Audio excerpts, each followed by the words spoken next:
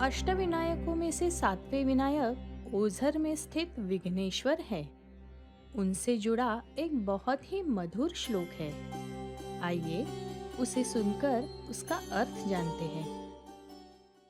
भक्तानुग्रहे गजमुखो विघ्नेश्वरो ब्रह्मापम नान्यमूर्तिधरोऽपि नैज महिमा अखंड सदात्मा प्रभु स्वेच्छा विघ्नहर सदा सुखकर सिधा कल्लो स्वये पुं क्षेत्रे चोझर के नमोस्तु सततम तमसे परब्रह्मणे। आइए इसका अर्थ जानते हैं। मेरा मन और चित्त सदा उन्हीं का नाम ले जो गजमुख है, दयालु है और सभी विघ्नों को दूर करने वाले हैं, जिन्होंने विघ्नासुर को पराजित किया था और जो स्वयं परब्रह्म है, जिनकी महिमा अनेक रूपों में भी अचल है, जो कला के स्वामी हैं और जो ओझर में रहकर अपने भक्तों को सुख और समृद्धि प्रदान कर रहे हैं। 18वीं सदी में पुर्तगाली सेना से वसई किला जीतने के बाद पेशवा बाजीराव के छोटे भाई चिमाजी अप्पा ने इस मंदिर पर सोने का कलश चढ़वाया था। ये मंदिर चारों ओर से एक पत्थर से बनी दीवार से घिरा है।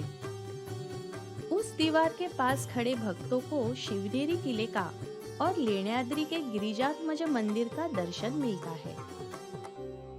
इस मंदिर से जुड़ी एक कथा है जो मुद्गल पुराण में लिखी गई है। आइए उसे सुनते हैं।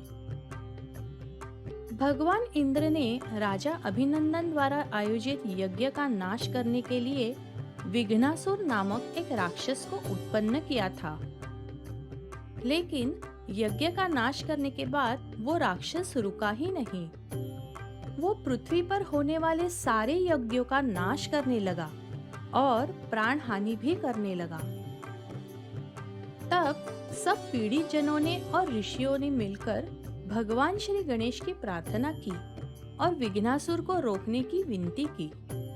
तब श्री गणेश ने उनकी ये प्रार्थना स्वीकार की और विघ्नासुर से युद्ध करके उसे पराजित किया। पराजित असुर श्री गणेश के शरण में आया और उनसे मुक्त करने की याचना करने लगा। तब श्री गणेश ने उससे कहा, मैं एक शर्त पर तुम्हें जाने दूंगा कि तुम कभी भी उस जगह नहीं जाओगे जहां मेरी पूजा की जाती हो। विघ्नासुर ने श्री गणेश का कहना माना और उनसे एक विनती की कि मेरा नाम आपके नाम से पहले लिया जाए। भगवान श्री गणेश ने उसकी ये विनती स्वीकार की और इसीलिए श्री गणेश का नाम विघ्नेश्वर पड़ा। क्योंकि ये सब ओझर में हुआ, यहाँ पर विराजमान गणपति विघ्नेश्वर विनायक के नाम से प्रसिद्ध हुए। ऐसी मान्यता है कि जो भी यहाँ सच्चे मन से प्रार्थना करता है, उसके सारे विघ्न दूर हो जाते हैं। ओम विघ्नेश्वराय नमः। अष्टविनायकों में से सबसे आखिरी विनायक है श्री महागणपति, जो रांजणगांव में विराजमान है। आइए उनकी स्तुति पर एक श्लोक सुनते हैं और उसका अर्थ जानते हैं। श्री शंभो वरप्रदे सुतपसनाम्ना सहस्रस्वकं दत्त्वा श्री विजयपदं शिवकर तस्मै प्रसन्न प्रभूतेन स्थापित एव सद्गुणवपु गणपतिं क्षेत्रे सदा तिष्ठति तं वन्दे मणिपूरके गणपतिं देवं महंत मुद्रा। आइए इसका अर्थ जानते हैं। रांजणगांव में स्थित महागणपति को मैं नमन करता हूँ, जिन्होंने शिव शंकर को वर्षों की तपस्या से प्रसन्न होकर वरदान दिया था, जिनका होना अत्यंत सुखदायी है और जो सद्गुणों से परिपूर्ण होते हुए उनकी महानता का साक्षात उदाहरण है। ऐसे महागणपति को मेरा शतशः प्रणाम। इसी महागणपति से जुड़ी एक कथा प्रसिद्ध है। आइए सुनते हैं। कहा जाता है कि एक बार भगवान शिव त्रिपुरासुर से घनघोर युद्ध कर रहे थे। अनेक वर्षों तक वो युद्ध चलता रहा, लेकिन उन्हें विजय प्राप्त नहीं हो रही थी। फिर उन्हें अचानक ज्ञात हुआ कि उन्होंने युद्ध से पहले श्री गणेश की पूजा नहीं की थी। इसीलिए उन्होंने श्री गणेश के षडाक्षर मंत्र का जाप करना शुरू किया।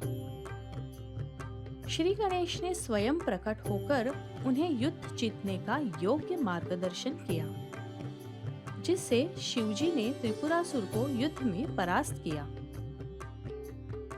युद्ध के बाद शिवजी ने जहां गणेश जी प्रकट हुए थे, वहां एक मंदिर का निर्माण किया।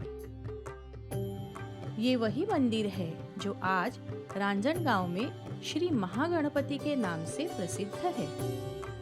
ओम श्री महागणपतये नमः। अष्टविनायक की इस यात्रा में इस 8वें विनायक के दर्शन के पश्चात फिर से पहले गणपति यानी मोरगांव में मोरेश्वर के मंदिर जाकर दर्शन लेना होता है। तभी अष्टविनायक की यात्रा पूरी मानी जाती है। ये अष्टविनायक सभी भक्तों की मनोकामना पूरी करे। ओम गं गणपतये नमः।